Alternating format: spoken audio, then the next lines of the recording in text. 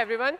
I'm Lena, and I'll talk about my work generating narrative text in a switching dynamical system.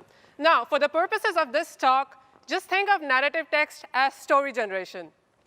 And this work was done with my collaborators, Noah Weber, Hee-Young Kwon, Niranjan Balasubramanian, and Nate Chambers.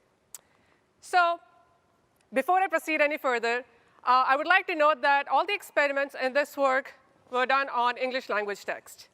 With that in mind, let's look into narrative text generation. So all the work in narrative text generation follow either of these paradigms.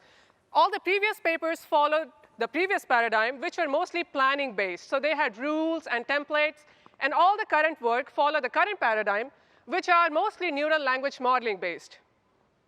So these planning-based approaches, they were very goal-directed, and they used search-based techniques to go from like an initial state to the target or final state.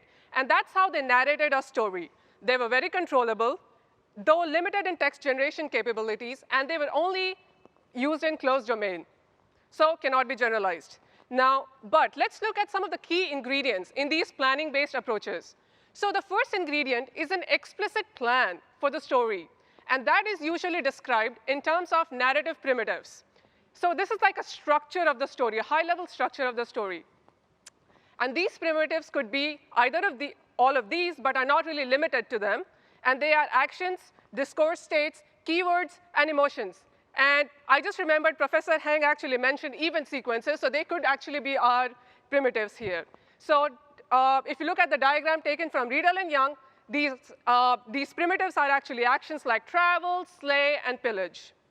Now, the second ingredient is an explicit specification of what these primitives actually do.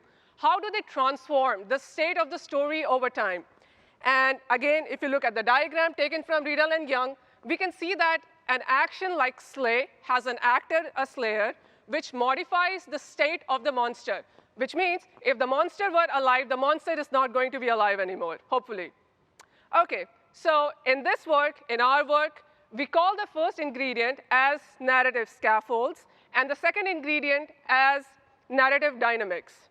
Now, let's come to all the current paradigms and the models that follow these paradigms. They use strong language models, so you can insert any sort of BERT, ExcelNet, or Roberta. So they have flexible text generation, which is pretty good, and they can be scaled to open domain, but they are not really controllable. So somewhere down the line, we lost controllability, but we gained flexibility. And OK, so let's do one thing. Let's actually ground this word controllability a mean. And what I really mean by this word controllability is that a story generation system especially should have the capacity to let the user define the inputs that it wants to give to the model. And then the model actually fill in. So in this case, let's think of like you specify the goal points or the arbitrary inputs to the model. And the model actually fills in the rest of the sentences. So that's what I mean by controllability in this setting. And we call this task as arbitrary imputation.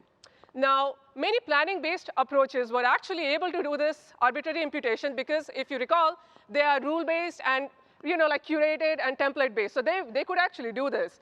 But the current language-based models are unable to do this. So a natural question comes, can we actually formulate these language model-based approaches so that they acquire this ability to do this task, which we call as arbitrary imputation? And one way to do so would be to add the notion of narrative dynamics and scaffold explicitly into this model.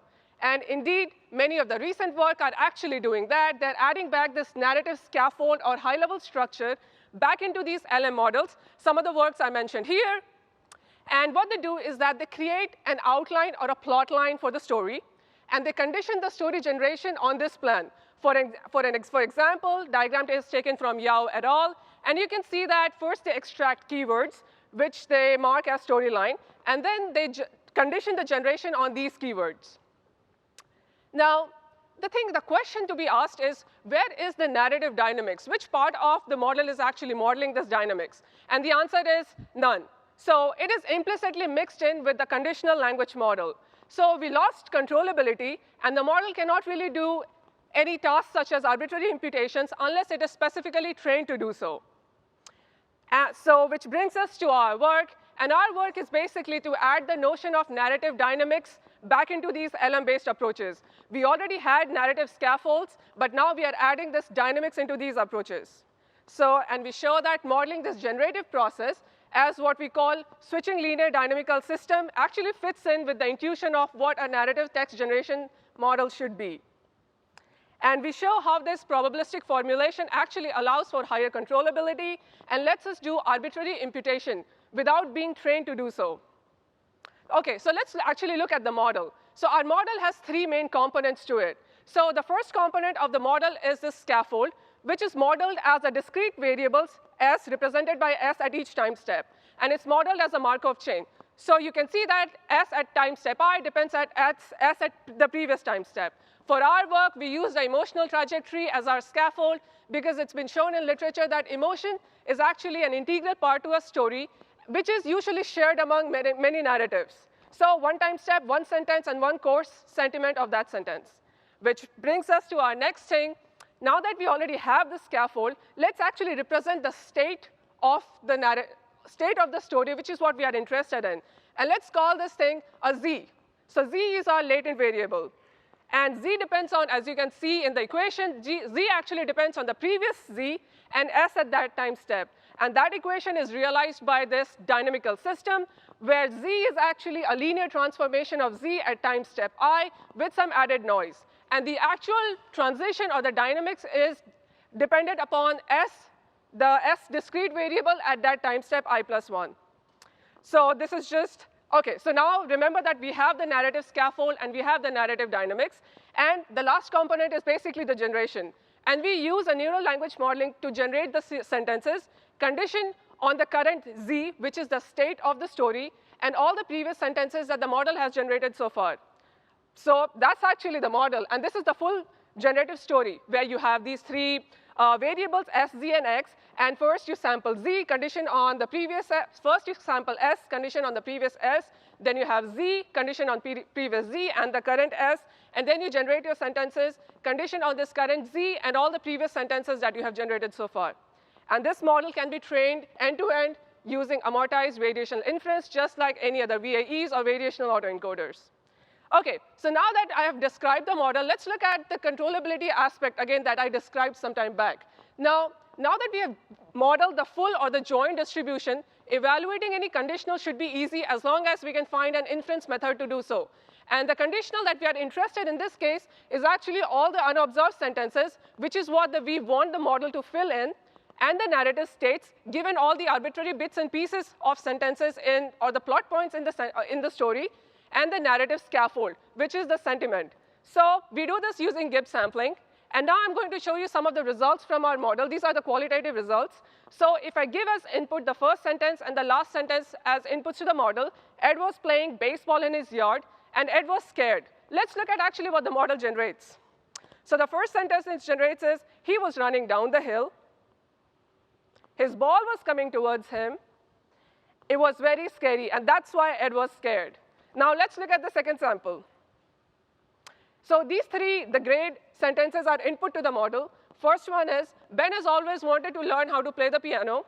Ben enrolls in a piano class with a local tutor, and he gets better with every lesson.